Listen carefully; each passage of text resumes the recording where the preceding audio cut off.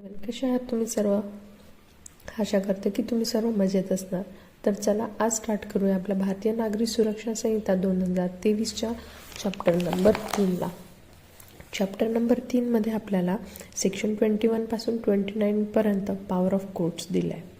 Section 21 काय म्हणतो? Courts by which offences are triable subject to the other provisions of this संहिता.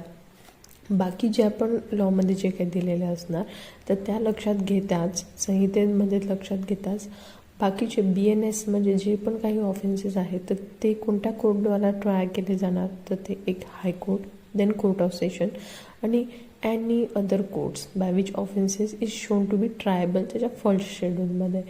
तर जसं इथे आता प्रोव्हायजो दिला आहे, जसं हे ऑफेन्सेस रिलेटेड टू वुमन असणार सेक्शन 64, 65, 70, 71.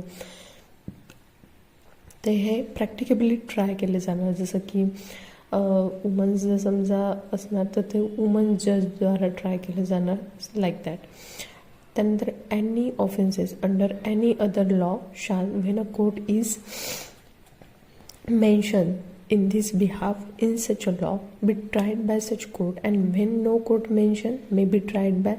जर समजा तिथे त्या लॉमध्ये तसं मेन्शन केलं असेल तर त्या लॉनुसार ते चालवणार जाणार, पण नसेल मेन्शन केलं तर ते ऑफेन्सेस कोण चालवणार? एकतर हायकोर्ट किंवा त्या लॉमध्ये जे काही फर्स्ट शेड्यूलमध्ये जे ट्रायबल कोर्ट असणार ते चालू शकणार तसे ऑफेन्सेस.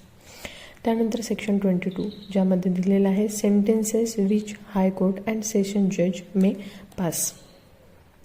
तर आपल्याला आपण आधी पाहिलंच आहे फ्लो चार्टमध्ये, हायकोर्ट कोणते सेंटेन्स पास करू शकणार? जे ऑथराईज आहे बाय लॉ, ते जे पण काही आहे तर ते सगळे ऑफेन्सेस हायकोर्ट ट्राय करू शकणार. सेशन जज किंवा ॲडिशनल सेशन जज याचे काय पॉवर असणार? तर याचे पण सेम पॉवर असणार जे ऑथराईज बाय लॉ असणार, पण यामध्ये एक एक्सेप्शन आहे. जर समजा डेथ सेंटेन्स पास करायची असेल तर एकदा हायकोर्टचं कन्फर्मेशन घ्यावं लागेल.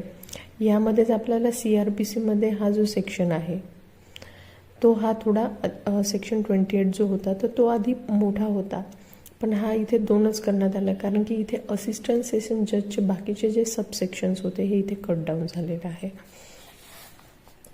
त्यानंतर आहे section 23 sentences which magistrate may pass. तर आता CJMची पॉवर काय आहे हे आपण पाहिलेलंच आहे. तो 7 वर्षापर्यंतच्या ज्या पण शिक्षा आहे त्यापर्यंत ते तो पास करू शकतो. देन सेकंड याच्या सांगितलं JMFC कोणती शिक्षा पास करू शकणार? जे ऑफेन्सेस आहे ज्यांची शिक्षा 3 वर्ष आहे आणि ज्यांचा फाईन जो आहे 50,000पेक्षा जास्त नाही आहे आणि याच्यात कम्युनिटी सर्व्हिस जी होती ती पण सुद्धा JMFC सुद्धा ती देऊ शकतो.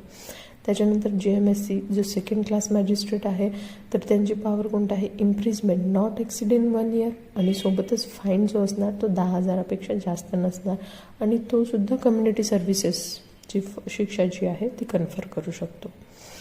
त्यानंतर आहे section 24 sentences of imprisonment in default of fine. Default of फाईनची जी शिक्षा असताना काही ज्या प्रोव्हिजन्स आहे हे मॅजिस्ट्रेट लक्षात ठेवावं लागतात. त्या म्हणजे मॅजिस्ट्रेटच्या पॉवरच्या ती दुप्पट नाही गेली पाहिजे आणि जी सेंटेन्स आहे ती सबस्टँटिव्ह सेंटेन्सच्या 1/4पेक्षा जास्ती नाही झाली पाहिजे. म्हणजे फॉर एक्झाम्पल JMFC हा 3 वर्षाची शिक्षा देऊ शकतो, तर 3 वर्षाची जी शिक्षा आहे ती सबस्टँटिव्ह सेंटेन्सच्या 1/4पेक्षा जास्ती नाही गेली पाहिजे. तर हे इथे आपल्याला सांगितलं आहे. तसंच जी डिफॉल्ट सेंटेन्स आहे ही ॲडिशनल असणार सबस्टँटिव्ह सेंटेन्सच्या. ह्या दोन्ही काही सोबत नाही चालणार. जर समजा सोबतच चालल्या तर त्याची इंडिव्हिज्युअलिटी जी काही आहे ती राहणार नाही, त्यामुळे त्या ऑलवेज ॲडिशनमध्ये चालणार. 25मध्ये ते सांगत आहे sentence in cases of conviction of several offences at a one trial. आता एखाद्या ॲक्युजला 3 गुन्ह्यांची शिक्षा झाली आहे, जसं थेफ्ट, किडनॅपिंग अँड मर्डर.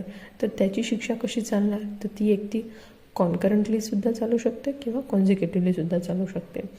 जर समजा ऑर्डरमध्ये तसं मेन्शन नसलं की शिक्षा कशी चालणार तर ती ऑलवेज कॉन्झिक्युटिव्हली चालणार, म्हणजे एकानंतर एक शिक्षा त्याची चालणार.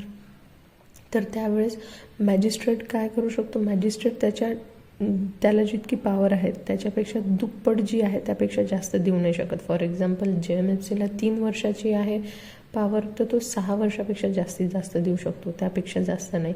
आणि ओव्हरऑल जी पॉवर असते तर ती 20 वर्ष आता वाढवण्यात आली आहे. ती आधी 14 वर्ष होती, तर ओव्हरऑल आता 20 वर्ष करण्यात आली आहे. आधी जे असिस्टंट सेशन जज होते त्याला 10 वर्षाची पॉवर होते आणि त्याची ट्वाईस म्हणजे 20 वर्ष होती, पण आता हे 20 वर्ष करण्यात आली. याच्यामागे काय असं स्पेसिफिक प्रोव्हिजन्स याच्यात नाही हे केलेलं आहे. त्यानंतर आहे section 26 mode of conferring power.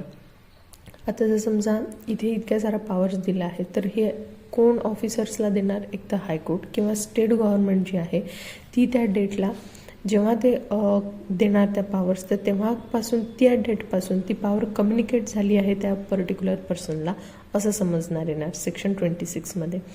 Section 27मध्ये काय आहे? Power of officers appointed. ते सेमच आहे की बा हायकोर्ट आणि स्टेट गव्हर्नमेंट त्याला कुठे बसायचं आहे, त्याला कोणत्या कोणत्या पॉवर कुठल्या लिमिटपर्यंत कन्फर्म केल्या जाणार हे सांगितलं आहे.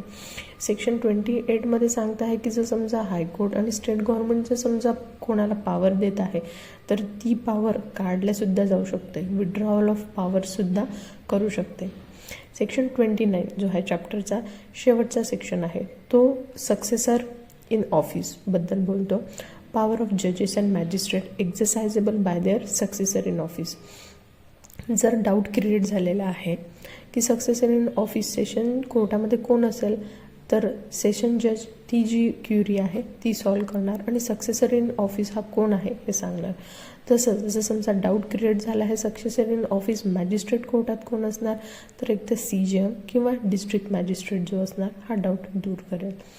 तर अशा प्रकारे हा आपला चॅप्टर 3 कंप्लीट झालेला आहे. आपण बाकी नेक्स्ट सेक्शनला बघूया.